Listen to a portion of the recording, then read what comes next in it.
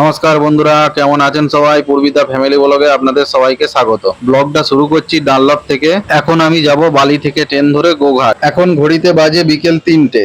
এই যে জায়গাটা দেখছেন, শহরের আর 5টা ব্যস্ততম জায়গার মধ্যে এটাও একটা পড়ে। এই জায়গাটার নাম হচ্ছে ডানলপ। আর এই যে ওভারব্রিজটা দেখছেন, এই ওভারব্রিজের নিচেই আছে বালি যাওয়ার জন্য অনেক অটো। যাই দেখি কোনো অটোওয়ালার সঙ্গে কথা বলে। দেখছেন সব সারি সারি অটো দাঁড়িয়ে আছে। একটা অটো চালকের সঙ্গে কথা বললে টুকুস করে উঠে পড়লাম অটোর মধ্যে। আগের থেকে সব কথাবার্তা বলেই নিলাম যে বালির ব্রিজে একটু দাঁড়াবো ভিডিও করার জন্য। আর একেবারে যেন বালি স্টেশনে টিকিট কাউন্টারের সামনে পৌঁছে দিয়ে আস। আমাদের অটো চলতে শুরু করলো। আসলে আমার কোমরের একটু সমস্যা থাকার কারণে বালিতে সিঁড়ি ভেঙে নামতে হবে, তাই অটো চালককে বললাম যেমন আমাকে একটু টিকিট কাউন্টারের সামনে পৌঁছে দিয়ে আসে। কথা বলতে বলতে এসে গেলাম দক্ষিণেশ্বর। আর এই যে সামনে খাঁচার মতন দেখছেন, রাস্তাটা পার হয়ে সিঁড়ি বেয়ে ওপর দিয়ে উঠে মায়ের মন্দির যেতে হয়। আমি আপনাদেরকে অন্য একদিন দক্ষিণেশ্বরের ব্লগ করে দেখাবো।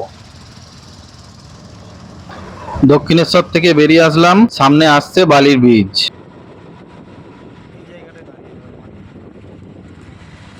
অটো চালককে দাঁড়াতে বললাম, দাঁড়িয়ে পড়লাম বালির ব্রিজে। হুগলি নদীর ওপর বছরের পর বছর দাঁড়িয়ে আছে, এটাই বালির ব্রিজ। ব্রিজ থেকে দক্ষিণেশ্বরের দিকে পায়ে হেঁটে হেঁটে যাচ্ছি মায়ের মন্দিরের চূড়াটা দর্শন করব বলে। হাঁটতে হাঁটতে চলে আসলাম মায়ের মন্দিরের চূড়াটা সোজাসুজি। ওই যে নারকেল গাছের ফাঁক দিয়ে দেখা যাচ্ছে মায়ের মন্দিরের চূড়াটা। মায়ের মন্দিরের চূড়া তো দর্শন করলাম। এবার দেখাচ্ছি আপনাদেরকে আরেকটি সেতু, যেটি ঠিক বালির ব্রিজের পাশে গড়ে তোলা হয়েছে আর নাম দেওয়া হয়েছে বিবেকানন্দ সেতু। এই সেতুটার ঠিক সামনের দিকে একটু আগালেই দেখতে পাবেন এই সেতুটা টোল প্লাজা। ব্রিজেতে আর বেশি দেরি করছি না, কারণ ট্রেনটা মিস হয়ে গেলে বাড়ি ফিরতে অনেক রাত হয়ে যাবে। তাই এখন বালি ব্রিজ ছেড়ে বেরিয়ে যাচ্ছি। চলে এলাম বালি স্টেশনে। নেমেই দেখছি আমের পাহাড়। আমার মেয়েটা আমাকে ফোন করে বলেছিল বাবা আম নিয়ে আসবে, তাই 1 কেজি ল্যাংড়া আর 1 কেজি দশহরি আম নিলাম। যাক বাবা, আম কেনা তো হলো। টিকিট কাউন্টারের সামনে দেখছি ভিড় নেই, এই ফাঁকে স্যাটাস্যাট করে আমার টিকিটটাও কেটে নিই। ফাঁকায় ফাঁকায় টিকিটটা কেটে নিয়ে উঠে পড়লাম 3 নম্বর প্ল্যাটফর্মের সামনে। এখন ঘড়িতে বাজে বিকেল 3টে 45। আমার ট্রেন আছে বিকেল 4টে 25-এ তারকেশ্বর লোকাল, আর 4টে 40-এ আছে গোঘাট লোকাল। 4টে 40-এর গোঘাট লোকালটা ধরবো না, কারণ ওই ট্রেনটাই প্রচন্ড ভিড় হয়। তাই ভাবছি 4টে 25-এর তারকেশ্বর লোকালটাই ধরবো। অপেক্ষা যদি করতে হয় মিনিট 15-20 তারকেশ্বরে গিয়েই করব। স্টেশনে দেখছি একটা ছোট্ট বট গাছ। যাই দেখি ওই বট গাছটার নিচে বসেই ট্রেনটার জন্য অপেক্ষা করি। বসে থাকতে থাকতে কত ট্রেনই এসছে আর কত ট্রেনই যাচ্ছে। তারই মধ্যে থেকে এই যে ট্রেনটা হুস করে যাচ্ছে দেখছেন, এটার নাম হচ্ছে মালদা ইন্টারসিটি এক্সপ্রেস ভায়া রামপুরহাট। অবশেষে আসলো তারকেশ্বর লোকাল। ট্রেন থামতেই ট্রেনের মধ্যে উঠে পড়লাম। যাই একটু এদিক সেদিক উকি ঝুঁকি মেরে দেখি কোনো জায়গায় সিট খালি আছে কিনা। হাই রে, কি পোড়া কপাল আমার! উকি ঝুঁকি মেরে দেখলাম কোনো জায়গায় কোনো সিটই খালি নেই। আচ্ছা, বাংলায় একটা প্রবাদ আছে, আপনারা জানেন তো? টকের জ্বালায় পালিয়ে এলাম তেঁতুল তলায় বাসা। সেই হলো আমার অবস্থা। যাকগে, কি আর করা যাবে। ট্রেনের মধ্যে একবার এই দিক গুঁতো খাচ্ছি তো আর একবার ওই দিক গুঁতো খাচ্ছি। এমনিই আমার কোমরে ব্যথা, এদিক ওদিক গুঁতো খেতে খেতে আমার কোমরের আরো 12টা বেজে গেল। গোঁতাগুতি খেতে খেতে ট্রেন আমাদের পৌঁছালো শাওড়াফুলি জংশনে। আমি আবারও এদিক সেদিক উকি ঝুঁকি মেরে দেখলাম যদি কোথাও কোনো সিট ফাঁকা পাই, কিন্তু না, দেখছি কারোর কোনো হেলদোলি নাই। উল্টে আরো কিছু লোক উঠে পড়লো আমাদের কামরায়, আর আমারও গোঁতাগুতি খাওয়াটা আরো বেড়ে গেল। শাওড়াফুলি জংশন থেকে ট্রেনটা ছেড়ে দিল। আমি ভিডিও করব বলে সামনের দিকে একটু আগিয়ে গেটের সামনে একটা সেফ জায়গায় গিয়ে দাঁড়ালাম।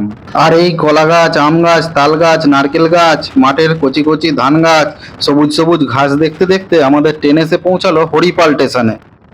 দেখলাম অনেক লোক নেমে গেল, কিন্তু বেশি লোক উঠলো না, তাই ট্রেনটা অনেকটা খালি হলো। এবার হরিপাল স্টেশন ছেড়ে ট্রেনটা বেরিয়ে যাচ্ছে। এসে পৌঁছালাম লোকনাথ স্টেশনে। লোকনাথ স্টেশন থেকে ট্রেনটা এখন ছেড়ে বেরিয়ে যাচ্ছে। সামনে এসছে লাস্ট স্টেশন তারকেশ্বর। যাক, এসে গেল তারকেশ্বর। বাবারে বাবা, একটু হাঁপ ছেড়ে বাঁচা গেল। এখন ট্রেন থেকে নামবো। ঘড়ির কাঁটা বলছে 5টা 45। গোঘাট লোকাল ছাড়বে 6টার সময়, মানে এখনো 15 মিনিট অপেক্ষা করতে হবে। যাই, আমি বরঞ্চ কাউকে জিজ্ঞাসা করে দেখি গোঘাট লোকালটা কত নম্বর প্ল্যাটফর্মে দেয়। একটা দাদাকে জিজ্ঞাসা করে দেখলাম, বলল 3 নম্বর প্ল্যাটফর্মে দেয়। আর 3 নম্বর প্ল্যাটফর্ম মানে ওভারব্রিজ দিয়ে উপরে উঠে যেতে হবে। একবার ওঠা একবার নামা, হয়ে গেল আমার কোমরের দফা রফা সারা। এমনিই সারা রাস্তা গুতাগুতি করতে করতে আমার কোমরের 12টা বেজে গেছে। এবারে তারকেশ্বরে এসে 12 দুগুণে 24টা বেজে যাবে, আর কি হবে। যেমন ফাটা কপাল। ওরে বাবা রে বাবা, এটা সিঁড়ি না এভারেস্টের চূড়া? আসলে কোমরের সমস্যার জন্য দু এক ধাপ সিঁড়ি ভাঙার পরেই এই সিঁড়ির ধাপগুলোকে যেন মনে হচ্ছে এভারেস্টের চূড়ায় উঠছি। যাই দেখি কোনো রকমে আস্তে আস্তে ওপরে উঠি। যাক, বাবা গো মাগো করতে করতে ওপরে উঠে পড়লাম। আপনাদেরকে বরঞ্চ ওপর থেকে তারকেশ্বর স্টেশনের ভিউটা একটু দেখাই।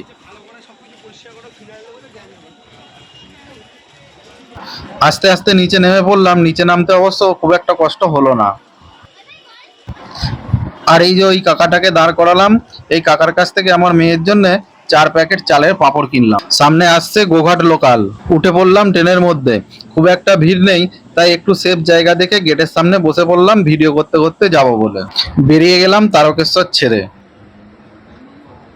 পড়ন্ত বিকেলে ট্রেনের ভেতর থেকে বাইরের ভিউটা অসাধারণ লাগছিল। সামনে আসছে দামোদর নদী। এখন আমরা দামোদর নদীর ব্রিজ পার হচ্ছি।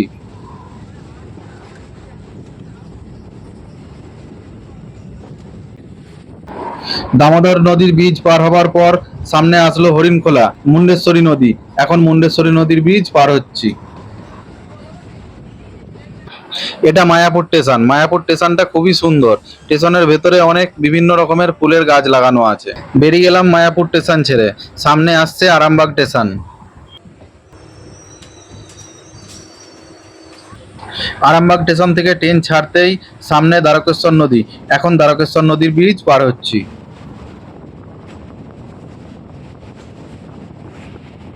দ্বারকেশ্বর নদীর ব্রিজ পার হয়ে অবশেষে এসে পৌঁছালাম আমার যাত্রাপথের শেষ স্টেশন গোঘাট। তো এই ছিল আমার কলকাতা থেকে গোঘাট পর্যন্ত জার্নি। কেমন লাগলো আপনাদের ভিডিওটা আপনারা অবশ্যই কমেন্ট করে জানাবেন। ভালো লাগলে লাইক ও সাবস্ক্রাইব করবেন। আপাতত ভিডিওটা এখানেই শেষ করছি। দেখা হচ্ছে আপনাদের সাথে পরের ভিডিওতে। ততক্ষণের জন্য টাটা।